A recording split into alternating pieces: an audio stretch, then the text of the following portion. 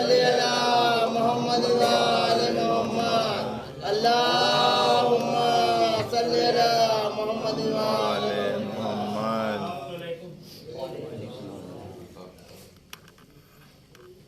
اعوذ باللہ من الشیطان الرجیم. بسم اللہ الرحمن الرحیم. الحمدللہ رب العالمین. الصلاة والسلام علی اشرف الانبیاء والمرسلین.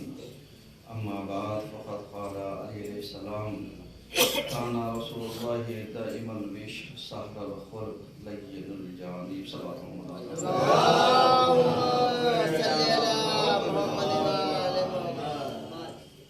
عزیزان گرامی، آج کے پہلے خطبے میں سلسلہ مباحث کو آگے بڑھاتے ہوئے ہماری گفتگو اس عنوان پر جاری ہے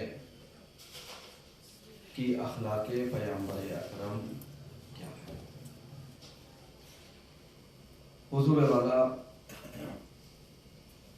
اگر آپ ملاحظہ فرمائیں اور دیکھیں اور آپ غور و فکر کریں تو آپ کو اندازہ ہو جائے گا کہ پیغمبر اکرم کن صفات حسنہ کے مالک تھے اور آپ کے اندر کون کون سی خوبیاں پائی جاتی تھیں اور کن کن خوبیوں کے مصداق آپ تھے. کیونکہ موضوع عائز خطبہ چل رہا ہے اور بہت سارے مطالب ہم نے عرض کیے ہیں، لیکن یہ ہمارے ذہنوں میں بیٹھ جائے، ہماری عقلوں میں اور ہماری فکروں میں اگر اخلاق پیغمبر سما جائے تو یقیناً ہم کامیابی کی طرف جا سکتے ہیں. لیکن افسوس یہ ہے کہ ہمارا المیہ یہ ہے کہ ہم اخلاق پیغمبر تو درکنار قرآن کی باتوں کو بھی صحیح سے سننا اور پڑھنا گوارا نہیں کرتے ہیں. کیونکہ اگر آپ کے ذہن میں ہو تو ہم نے عرض کیا تھا کہ پیغمبر نے اپنے چاہنے والوں کو ایک حوصلہ دیا تاکہ وہ فیلڈ میں اتریں اور پیغمبر کی سیرت کو لوگوں تک پہنچائیں، اور اس راہ میں جتنی بھی دشواریاں، جتنی بھی مشکلات، جتنی بھی صعوبتیں آتی ہیں اس کو برداشت کرنے کا ایک حوصلہ پیدا ہو. اور یہی حوصلہ پیغمبر نے مبلغین دین کو دیا تاکہ جو دین کی تبلیغ کرنے والے ہیں ان کے اندر یہ حوصلہ رہے کہ اگر انہیں برا بھلا بھی کہا جائے تو وہ اخلاق پیغمبر کو ملحوظ خاطر رکھیں، اور ملحوظ خاطر رکھنے کے بعد دین کے پیغامات کو اسی طریقے سے جاری اور ساری رکھیں. کیونکہ یہ کسی اور کی ذمہ داری نہیں ہے بلکہ رسالت الہیہ ہے جو ہوتے ہوتے علماء کی نیابت تک اور علماء تک یہ میراث پہنچی ہے. اب ضروری یہ ہے کہ ہم ان میراثوں کا کیا کرتے ہیں، کیا کرنا چاہتے ہیں، کس طریقے سے فیلڈ میں ایک عالم باعمل ہو کر کے زندگی بسر کرنا چاہتے ہیں تاکہ پیغمبر کے جو صفات حسنہ ہیں، جو اخلاق حسنہ ہے، جو سیرت طیبہ ہے، وہ ہمارے عمل سے اس کا اظہار ہو. اگر آپ پلٹ کر کے دیکھیے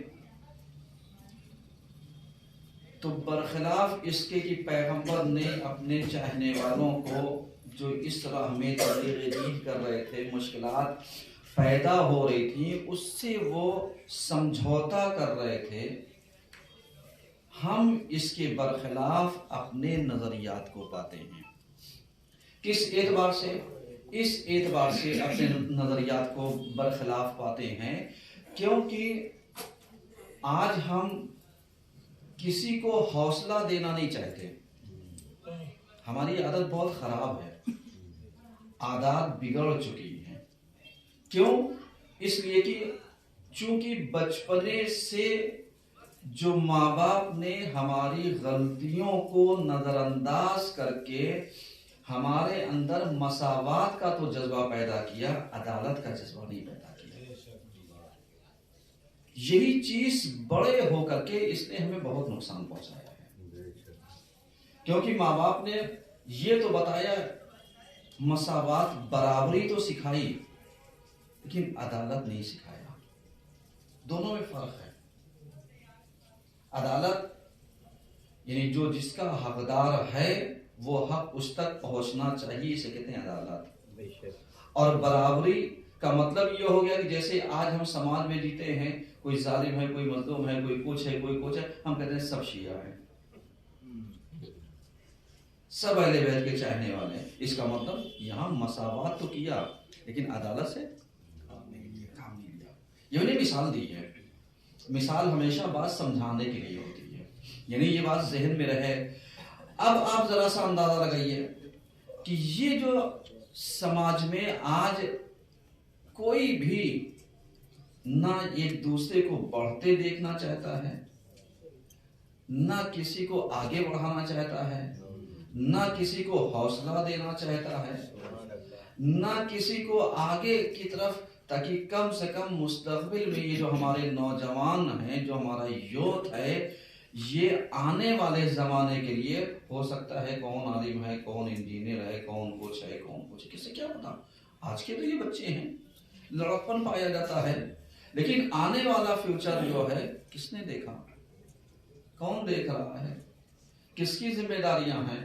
لیکن اگر آپ ذرا سا غور کر لیجئے تو آپ کو اندازہ ہو جائے گا کہ ہم اپنی تو برباد کر چکے ہیں، لیکن یہ جو یوتھ ہے جس کے کاندھوں کے اوپر بہت بڑی ذمہ داریاں آنے والی ہیں، اس کو ہم نے فیلڈ میں آنے سے پہلے ہی ہٹا دیا۔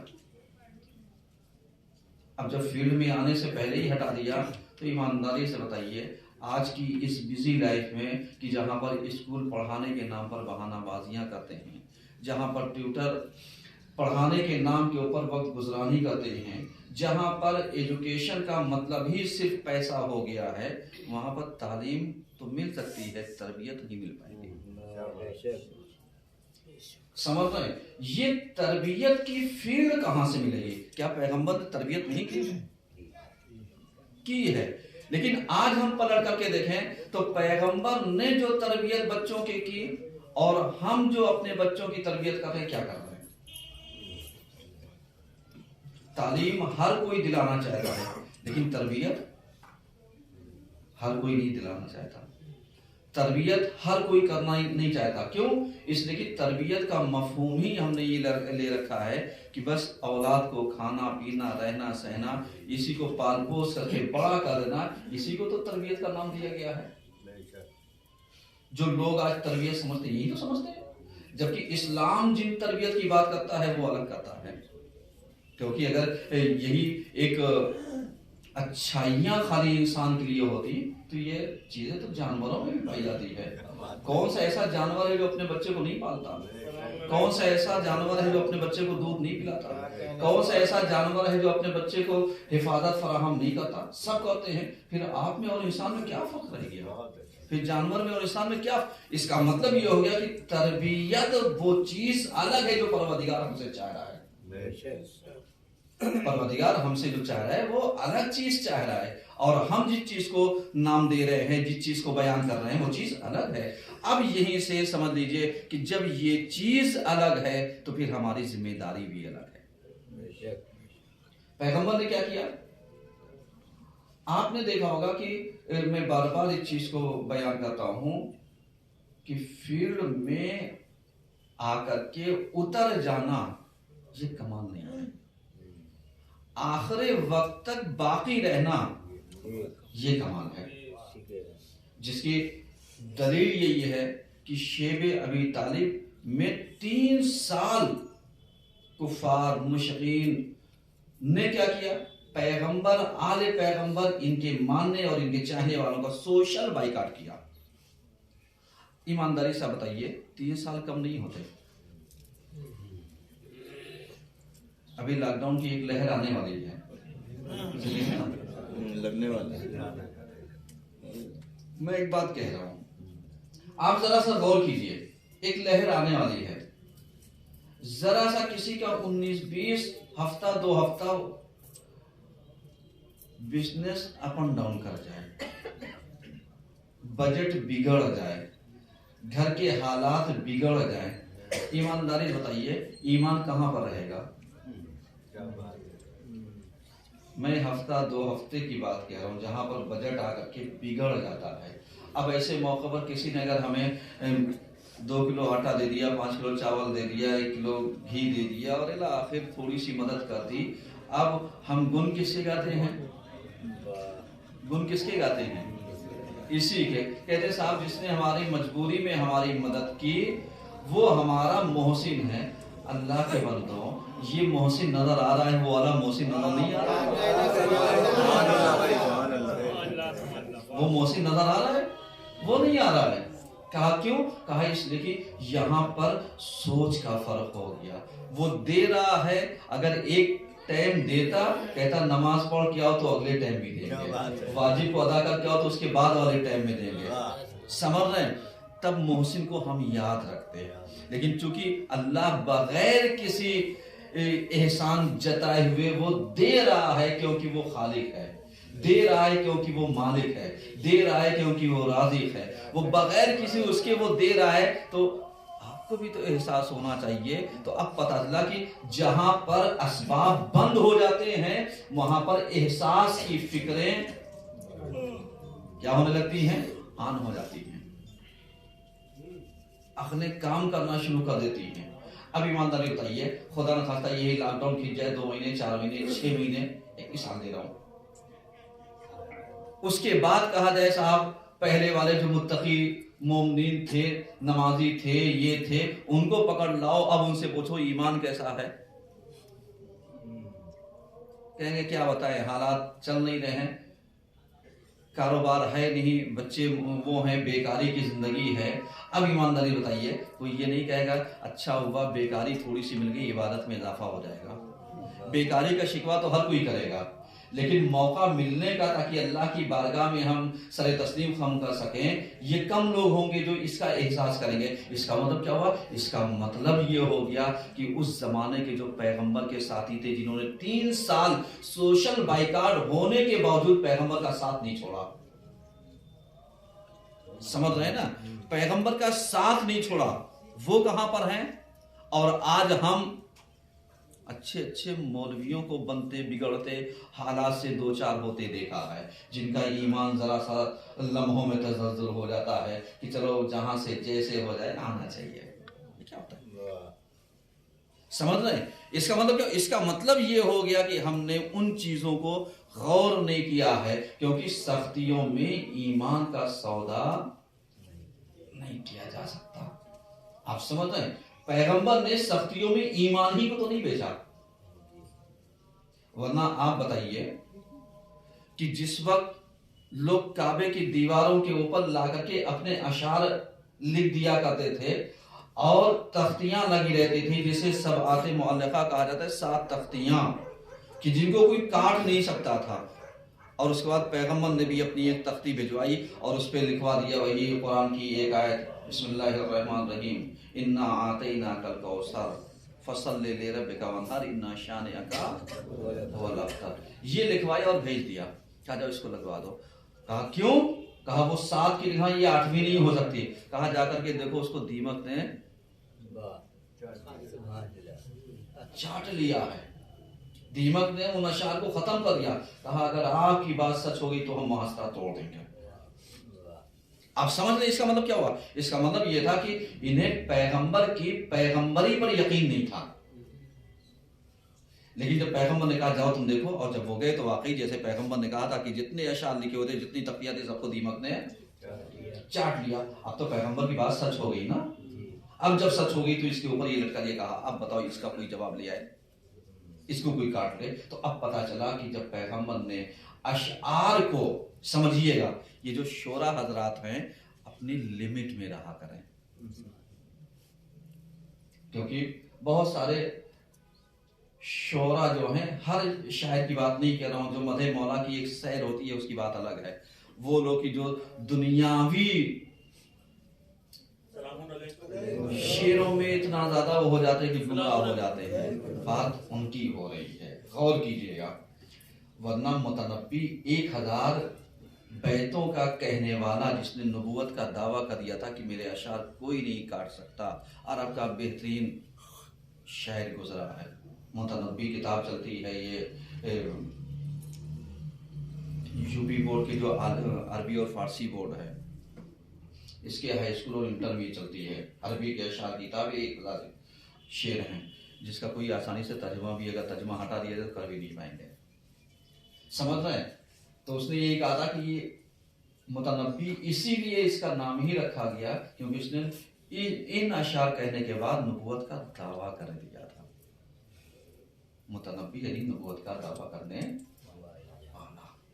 لیکن جب پیغمبر نے یہ آیت رکھی تو جتنے بھی فصیح اور بلیغ تھے انہوں نے اپنے اپنے کلام کو ہٹا لیا، انہوں نے اپنے اپنے اشعار کو ہٹا لیا، تب انہیں جا کر کے قرآن کی عظمت کا اندازہ ہوا کہ قرآن کے آگے اشعار نہیں چل سکتے ہیں۔ یہ بات کفار کو تو سمجھ میں آ گئی، لیکن شعراء کو کب سمجھ میں آ گئی نہیں پتا۔ ایک صلوات پڑھیے۔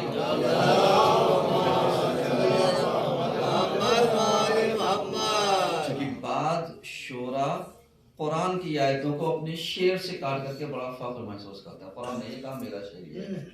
ہیں بہت سارے افراد، سب نہیں ہیں، بہت سارے ہیں، سب کی گنتی نہیں ہے۔ اب ایسے موقع پر علامہ تقی الہیدی صاحب جو وسیقہ عربی کالج کے پرنسپل تھے، گزر چکے ہیں، ان کا ایک جملہ بہت اچھا تھا کہ شعراء کا کام تاسیس عقیدہ نہیں ہے، ترویج عقیدہ ہے۔ یعنی عقیدے کی بنیاد رکھنا نہیں ہے، عقیدے کو فروغ دینا ہے۔ یعنی اب اگر شعراء بنیاد رکھنے لگے عقیدے کی تو بات ہی الگ ہو گئی، اور اگر فروغ دینے لگیں گے تو فرمان چڑھتے رہیے۔ یہ سوال پڑھیے سمجھ گئے۔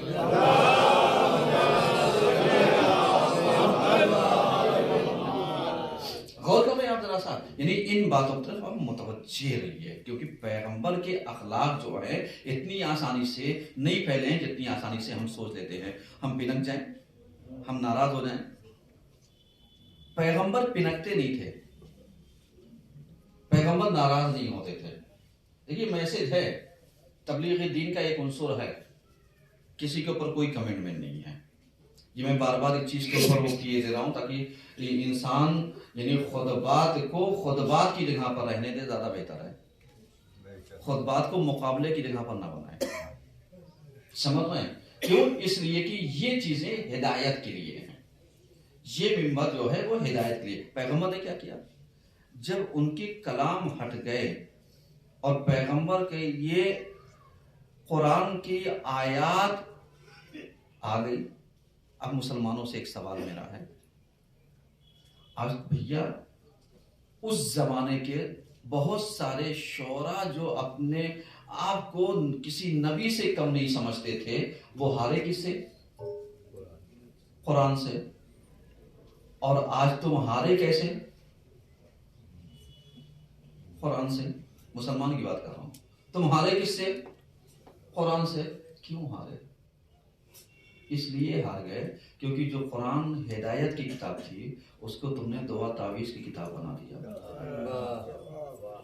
جو کتاب پڑھنے کی تھی اس کو تم نے گلے میں لٹکا دیا۔ سمجھ رہے ہیں؟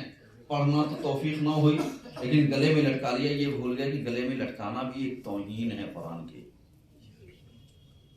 سمجھ رہے ہیں؟ بعنوان قرآن یہ پڑھنے کی کتاب ہے، لٹکانے کی کتاب نہیں ہے۔ ہاں کوئی مریضی ہو، دکھی ہو، آزاری ہو تو شفا کے لیے الگ چیز ہو گئی، لیکن ایسے ایک عمومی طور پر کوئی لٹکا لے قرآن کو، یہ توہین کا شائبہ ہے۔ اس چیز کو ذرا سا اندازہ لگائیے گا۔ اب آج ہم مسلمان اپنا نظریہ ذرا سا اپنے آپ کو کھنگال کر کے دیکھیں تو کہاں نظر آتے ہیں؟ ہر فیلڈ میں پیچھے۔ کیوں؟ قرآن نے سارے علوم کو شکست دی اور قرآن سر فہرست آ گیا۔ آج ہم ان کے ماننے والے ہیں، قرآن کو مان کر کے کہاں پر ہیں؟ سب سے نچلے طبقے پر۔ کیوں؟ کیونکہ نہ ہم نے قرآن کو پڑھا ہے، نہ ہم نے قرآن کو سمجھا ہے، نہ ہم پڑھنا چاہتے ہیں، نہ ہم سمجھنا چاہتے ہیں۔ اب سمجھ میں آیا کہ اخلاق پیغمبر کی بہترین کردار کو جو ہم نے چھوڑا ہے وہ کیا تھا؟ پیغمبر تلاوت کرنے کے لیے بیٹھتے تھے تو وہ کفار کی جو کانوں میں روئی لگائے رہتے تھے کہ پیغمبر کی آواز سنیں گے نہیں، نہ ہم ان کی طرف کھینچیں گے، وہ اپنی روئی نکال لیتے تھے، کہا جب سنیں گے، جب سویرا ہوگا تو بھاگ جائیں گے۔ اور جب سویرا ہوتا تھا کہتے اچھا تم بھی موجود ہو، تم بھی موجود ہو، تم بھی موجود ہو، تم بھی موجود ہو۔ اس کا مطلب کیا تھا؟ اس کا مطلب یہ تھا کہ پیغمبر کی آواز میں سحر نہیں تھا، بلکہ قرآن کی تلاوت میں سحر تھا کہ جو دوسروں کے قلوب کو اپنی طرف کھینچ رہا تھا۔ تو اب یہی تلاوت قرآن تو اپنے گھروں میں رائج کرتے جاؤ، برکتوں کا نزول ہوتا جائے گا، پریشانیاں دور ہوتی جائیں گی۔ ایک صلوات پڑھیے۔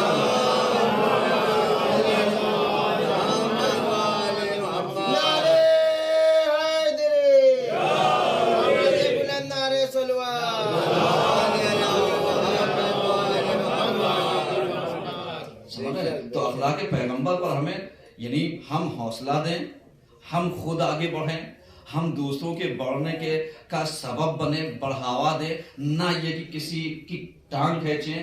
تلاوت قرآن کو عام کریں تاکہ ہم قرآن کے ذریعے دوسرے علوم کو کیا کر سکیں؟ شکست دے سکیں، اور قرآن کی برتری اور بالادستی اپنی جگہ پر قائم رہ سکے۔ اعوذ باللہ من الشیطان الرجیم، بسم اللہ الرحمن الرحیم، والعصر ان الانسان لفی خسر الا الذین آمنوا وعملوا الصالحات وتواصوا بالحق وتواصوا بالصبر۔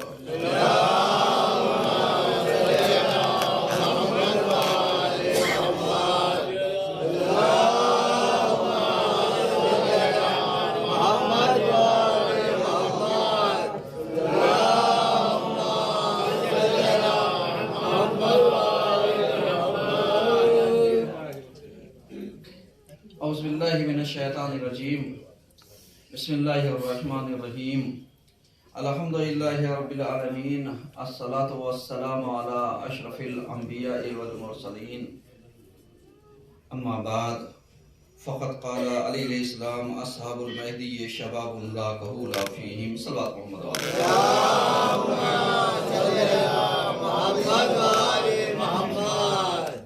عزیزان گرامی، آج کے دوسرے خطبے میں سلسلے مباحث کو آگے بڑھاتے ہوئے ہماری گفتگو اس عنوان پر جاری ہے کہ خصوصیات اصحاب امام مہدی علیہ السلام۔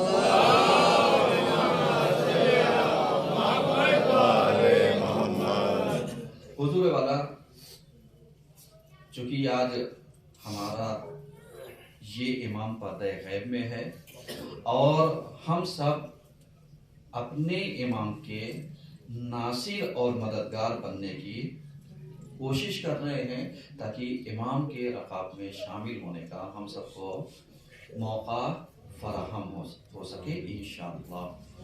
اب آپ ذرا سا غور کیجئے گا کہ امام کے رکاب میں آنے کے لیے، شامل ہونے کے لیے، شمولیت کے لیے کوالٹی ہونی چاہیے یا نہیں ہونی چاہیے؟ ہونی چاہیے۔ خصوصیات ہونی چاہیے یا نہیں ہونی چاہیے؟ اب آپ ذرا سا اندازہ لگائیے، جیسے آج ہم بہت آسانی سے کہتے ہیں کہ سبھی تو اس دنیا میں رہتے ہیں، سبھی امام کے ناصر اور مددگار تو ہیں، اور امام ظہور کریں گے تو ایسا تو ہے نہیں کہ ظہور کی کوالٹیاں ہوں گی، A grade, B grade, C grade, ایسا تو ہے نہیں۔ اور شامل ہونے والوں میں بھی ایسا نہیں ہوگا کہ معلوم نہیں کہ لوگ کہیں یہ اے گریڈ، یہ بی گریڈ، یہ سی گریڈ۔ لیکن ایک مثال دیتا ہوں میں آپ کو سمجھنے کے لیے، جتنا آپ اپنے عمل کو خالص بناتے جائیں گے اتنی ہی قربت آپ کو امام سے ملتی جائے گی، اتنا ہی آپ امام کے قریب ہوتے جائیں گے، ولو ظہور کی کیفیت الگ نہ ہو۔ مثلا ابھی یہاں سے مجھے بامبے تک کا سفر کرنا پڑے تو اگر میں یہاں سے ایک ٹرین پکڑوں، کوئی بھی ٹرین، اس ٹرین کے اندر کیا کیٹیگری ہوتی ہے؟ सेकंड सीटर स्लीपर सही है, third AC, second AC, first AC है, क्या ट्रेन अलग हो गई? क्या ये जो फर्स्ट एसी वाले ये पहले पहुंच गए हैं, सेकंड एसी वाले पहले पहुंच गए, थर्ड एसी वाले पहले पहुंच गए, स्लीपर वाले, और जो सेकंड सीटर वाले हैं जो जनरल टिकट लेकर के, क्या ये बाद में पहुंचेंगे? तो ये फर्क कैसा? क्या फर्क इसी चीज का है कि जो जितना किराया देगा वो उस हिसाब से आराम उठा करके जाएगा। बस इसी चीज को समझिए, जिसका अमल सबसे अच्छा होगा वो इमाम के उतना ही करीब होता जाएगा। ऐसा बात पढ़िए, समझिए।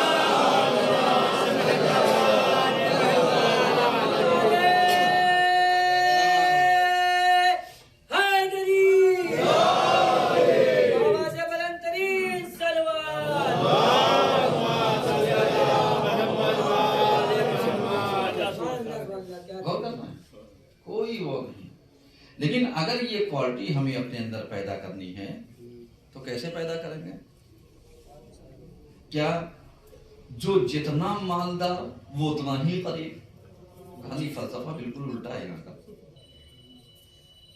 जिसका तकवा जितनी बुलंदी पर होगा, जो जितना मुत्तकी और परहेजगार होगा वो इमाम को उतना ही करीब होगा, चाहे वो पैसे वाला हो, चाहे वो अमीर हो, चाहे गरीब हो, कोई भी हो। जिसका तकवा बुलंद वो वहां तक, और जिसके पास तकवा नहीं वो उतना ही दूर, वो उतना ही दूर। अब आप जरा सा अंदाजा लगाइए, अपने आप को जरा सा ये सोच करके वो कीजिएगा कि हम कहां पर हैं, हमारी तालीम कहां पर है, हमारी तरबियत कहां पर है, हमारा वकार कहां पर है, और हम खुद आकर के कहां पर खड़े हैं। ये सब चीजें आज सोचने की हैं।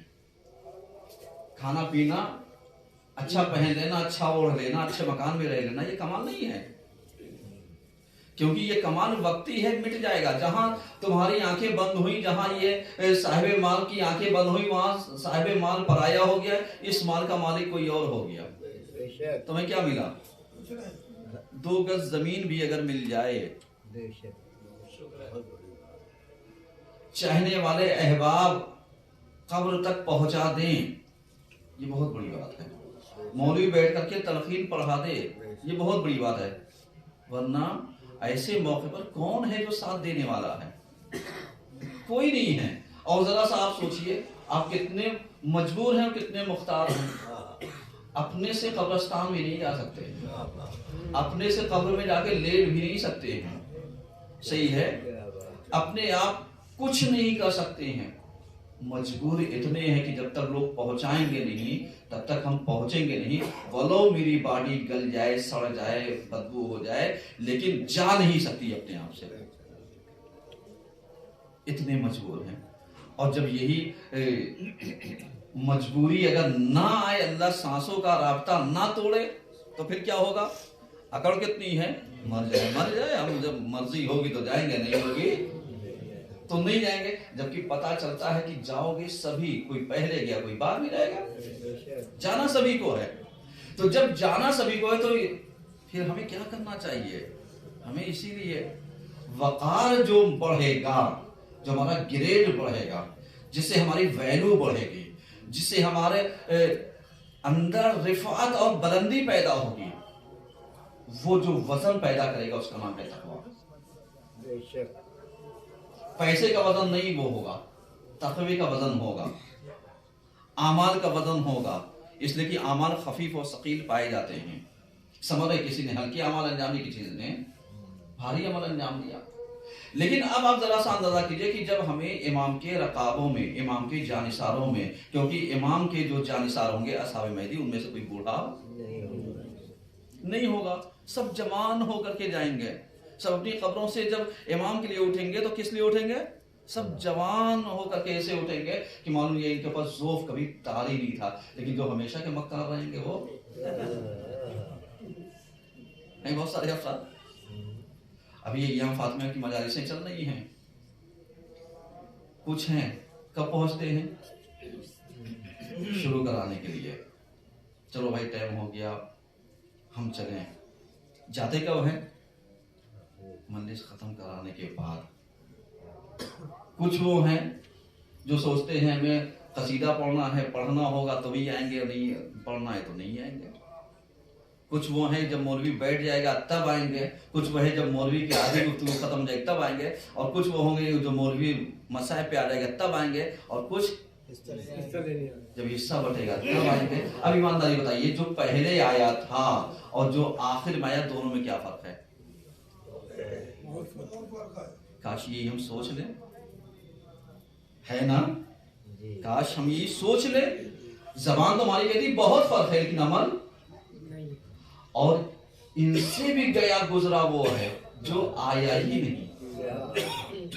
یہ تو پھر بھی شہزادی کے نام کا تبرک لینے آ گئے، کم سے کم اتنا احترام تو رکھا انہوں نے، اور وہ تو بالکل ہی گیا گزرا رہا جو آیا ہی نہیں۔ کل شہزادی بہت اچھا جملہ دیا تھا، کس نے؟ مولانا نسیم اقبال صاحب نے، یاد ہے نا؟ جو لوگ تھے وہ بھی، اور جنہوں ان کو نہیں پتا تھا وہ آن لائن مجلسیں سنی ہوں گی، انہوں نے چل رہی ہیں۔ انہوں نے کیا کہا؟ انہوں نے یہی کہا یہ غم کس کا ہے؟ کس کا ہے؟ شہزادی کا ہے۔ آج ہم سید کے نام پر اپنے آپ کو فخر محسوس کرتے ہیں کہ صاحب ہم سادات سے ہیں، صحیح ہے نا؟ کرتے ہیں، اور تمہاری جدہ کا مسائب ہو رہا ہے، مجلس ہو رہی، تم ہی غائب ہو۔ اب تم پلٹ کر کے دیکھو، پتہ نہیں بنے تو نہیں ہو، کیونکہ بنے ہوگے تو ڈاؤٹ فل ہے، حقیقی ہوگے تو عزادار ہوتے، کیونکہ اگر کسی کے گھر میں میت ہو جائے اور گھر والے غائب ہو جائیں، یہ فکر ذرا سا رکھیے گا، کسی کے گھر میں میت ہو اور گھر والے غائب ہو جائیں، ہر کوئی پوچھے کہ کہاں ہو؟ تو یہ سادات کے لیے ایک سوالیہ نشان ہے۔ جا کر کے میری بات سوچئے گا کہ شہزادی کا ایام فاطمیہ ہو اور غائب ہوں فرش رضا سے، تمہاری جدہ کا ہے، معمولی بات نہیں ہے۔ یہ تو خدا کا شکر ادا کیجئے کہ جو ہی میں اتنا بڑا پلیٹ فارم ملا ہوا ہے، ورنہ سب کو تو برپا کرنے والوں میں ہونا چاہیے تھا۔ شہزادی کے نام کے اوپر جتنی بھی مجلسیں آپ برپا کرنے کم ہیں، صحیح ہے نا؟ لیکن اگر ہم اس میں نہیں ہیں تو کم سے کم شرکت کرنے والوں میں رہیں، ہاتھ بٹانے والوں میں رہیں، ورنہ آپ ایمانداری سے بتائیے یہ ایام ادائے فاطمیہ کس کے لیے ہے؟ کیونکہ 20 دن کے ایام ہم اسی لیے تو ان کے منا رہے ہیں، تاکہ جس طریقے سے محرم کے 2 مہینہ 8 دن ہم غم مناتے ہیں، کم سے کم یہ 20 دن غم منائیں۔ 75 دن سے لے کے 95 دن کی روایت کے بیچ میں ایک دن چھوڑیے کہ چوتھے امام کی ولادت کریں گے، لیکن جیسے آپ 7ویں امام کی ولادت کو نظر انداز کر دیتے ہیں 7 سفر پر، کرتے نہیں کرتے ہیں؟ کرتے ہیں۔ کیوں کرتے؟ ولادت نہیں ہے، لیکن چونکہ غم جو چل رہا ہے وہ چل رہا ہے 2 مہینہ 8 دن۔ ایسے ہی ایام فاطمیہ کو میں یہ نہیں کہتا کہ آپ محفل نہ کیجیے، اسی دن امام کی محفل کیجیے، بقیہ آپ ایام فاطمیہ کے غم کو منائیے، شامل رہیے، شمولیت رکھیے، شرکت رکھیے۔ آج ہم بڑے آسانی سے یہ کہہ دیتے ہیں کہ صاحب جو سب سے آخری مجلس ہوگی اس میں چلیں گے۔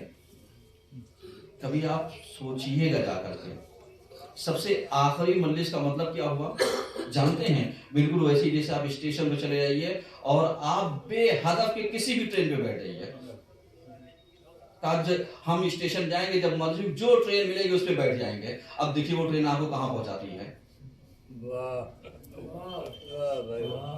کہاں پہنچائے گی؟ ہو سکتا ہے مقصد تک پہنچائے، ہو سکتا ہے نہ پہنچائے، لیکن ٹرین ملی کہاں پر؟ وہی اسٹیشن پر۔ اب یہ اور بات ہے کہ اس کا رخ کدھر جانے والا ہے کدھر آنے والا ہے وہ پتا نہیں، لیکن ملی تو اسٹیشن پر۔ ایسے ہی ہمارے یہ ایام ازاں ہیں کہ اگر ہم بغیر مقصد کے شامل ہوتے ہیں، بغیر مقصد کے وہ کرتے ہیں، تو ہم کامیابی تک پہنچے نہ پہنچے گارنٹی نہیں ہے. لیکن اگر مقصد لے کر کے آئیں گے اور خصوصی وقت نکال کر کے آئیں گے، کیونکہ پوری زندگی تو ہم کھاتے ہی پیتے رہتے ہیں، پوری زندگی تو ہم آرام کرتے ہی رہتے ہیں. آپ بتائیے کیا ان کے لیے ٹھنڈک نہیں ہوتی؟ جن کو ابھی ایک کارڈ دے دیے تو کارڈ کی اہمیت پھر نہیں کہیں گے صاحب ٹھنڈک ہے ہم جائیں گے نہیں، پوری گاڑی ریزرو ہو جائے گی اور پہنچ جائیں گے. کاش ایسے ہی ایام فاطمیہ میں بھی آپ سوچ لیجئے کہ یہ بلاوا کسی اور کا نہیں ہے، یہ عظیم دعوت نامہ ہے کہ جو ہمارا امام جو عزادار ہے اور اس کی عزاداری میں اس کی جدہ کے ماتم کا نیوتا ہمیں دیا گیا ہے، ہمیں بلاوا دیا گیا ہے تاکہ ہم شریک ہوں. اور یہ بلاوا عمومی کسی کے نام سے نہیں ہے، بس فرق اتنا ہے. تو بس پتا چلا کہ جب نام سے آتا ہے تو ہم شامل ہوتے ہیں، اور جب نام سے نہیں آتا تو شامل نہیں ہوتے. میرے عزیزوں سوچئے گا، بہت بڑی بات میں کہہ رہا ہوں، کیونکہ آپ ذرا سا اندازہ لگائیے. اور یہ اس وقت ہوتا ہے جب ہم تعلیم اور تربیت سے دور ہوتے ہیں، یہ اس وقت ہوتا ہے جب ہمارے پاس نظام ہمارا اپنا ہوتا ہے. آج آپ دیکھ لیجئے، خدا کا شکر ادا کیجئے کہ ہمارے جوہی میں زینب کلاسز جیسا سینٹر موجود ہے یا نہیں ہے؟ لیکن ہم نے اس سے فائدہ کتنا اٹھایا؟ میرا سوال یہاں سے لے کے وہاں تک کے جتنے بھی افراد ہیں، اس سے ہم نے فائدہ کتنا اٹھایا؟ شہر میں کوئی دوسرا اس جیسا تعلیم دینے والا مرکز جتنے بھی سبجیکٹ پر یہاں تعلیم دی جاتی ہے کانپور میں ہے؟ نہیں ہے. اور آپ کو جان کر کے تعجب ہوگا، یہاں پر 18 مجالسوں کا سلسلہ چلتا ہے، 18 دن خواتین نکلتی نہیں ہیں. وہ تو زینب کلاسز کی مجلس ہے. زینب کلاسز کی مجلس کیا مطلب؟ وہ صاحب وہ لڑکیوں کا پروگرام ہے، لڑکیاں اپنا شامل ہو جائیں. کاش اگر جب شہزادی کل عزت بانٹنے پر آئیں، جنت بانٹنے پر آئیں، اہمیت بانٹنے پر آئیں، کوئی انعام دینے پر آئیں، تو یہی کہتے ہیں یہ لڑکیوں کا ہے عورتوں کا نہیں ہے. پھر کیا ہوگا؟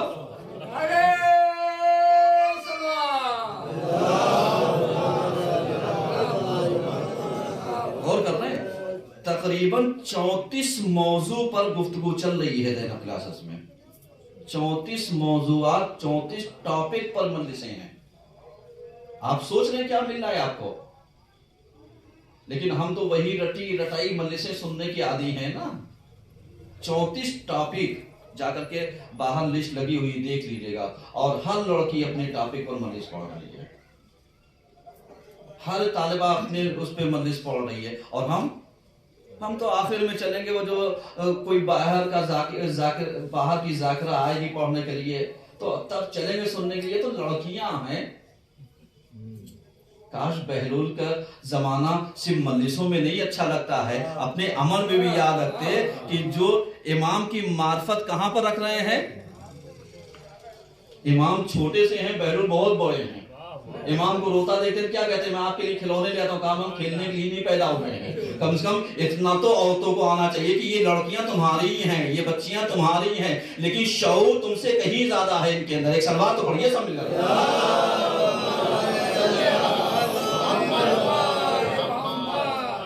غور کر رہے ہیں؟ 34 موضوعات ہیں. آج کل ذاکرہ کو یا ذاکر کو بلائیے، موضوع دے کر کے پڑھائیے اور وہ اپنے موضوع سے نہ بھٹکے. ہم نے یہیں پر دیکھا ہے کچھ علماء سے ہم نے موضوعات کا تقاضا کر دیا اور انہوں نے مجلس پڑھنے سے انکار کر دیا کہ صاحب آپ اس ٹاپک پر مجلس پڑھیے، تو کہا نہیں پڑھ پائیں گے. کیا مطلب؟ اس کا مطلب آپ سمجھ رہے نا؟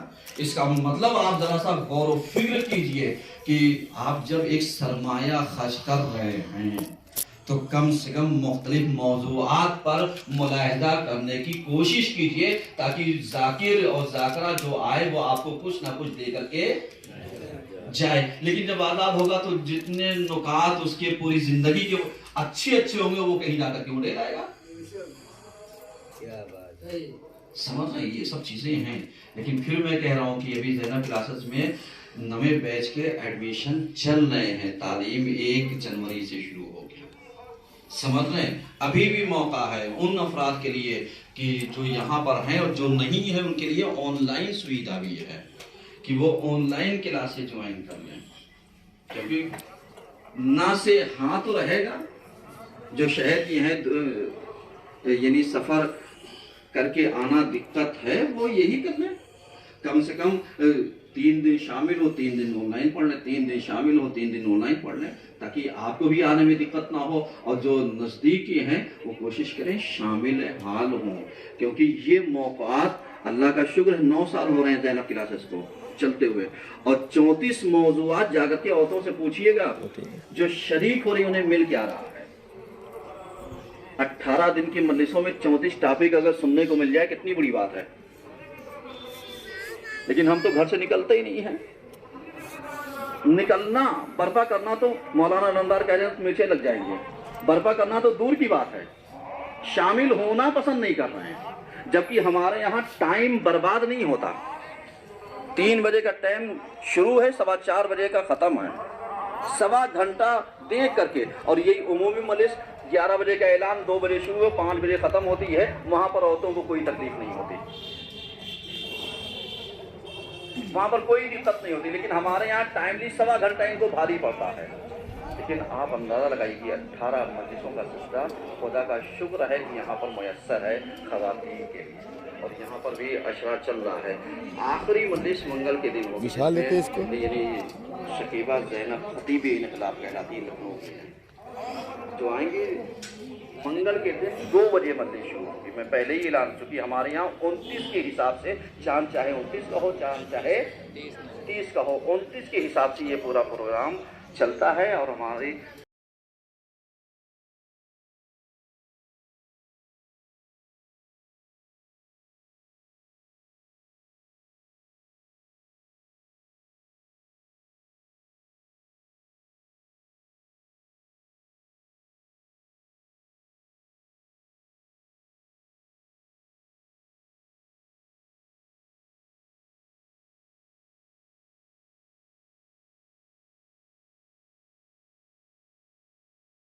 وعلی بن حسین محمد بن علی وجعفر محمد حسین بن جعفر وعلی بن موسیٰ محمد بن علی وعلی بن محمد والحسن بن علی علیہ الصلوۃ والسلام. اللہم صلی علی مولانا صاحب الزمان ماہی آثار البدع والطغیان وحادم امن تشرک والنفاق. پروردگارہ ہماری اس قلیل سی عبادت قبول فرما لینا. پروردگارہ ہم لوگ جس مقصد میں جس مشن میں کامیابی عطا فرما دینا. پروردگارہ ہم سب کو توفیق دینا کہ ایام ادائے فاطمیہ کو زیادہ سے زیادہ فروغ دے سکیں. پروردگارہ اس میں زیادہ سے زیادہ شامل ہو سکیں. پروردگارہ اس میں زیادہ سے زیادہ شرکت کر سکیں. پروردگارہ اس غم کو ہم سے اور جتنے بھی مومنین مومنات اس کو برپا کرنے والے شرکت کرنے والے شرکت کنندگان بانیان کرام پروردگارہ سب سے شرف قبولیت عطا فرما دینا. پروردگارہ ہمارے امام کے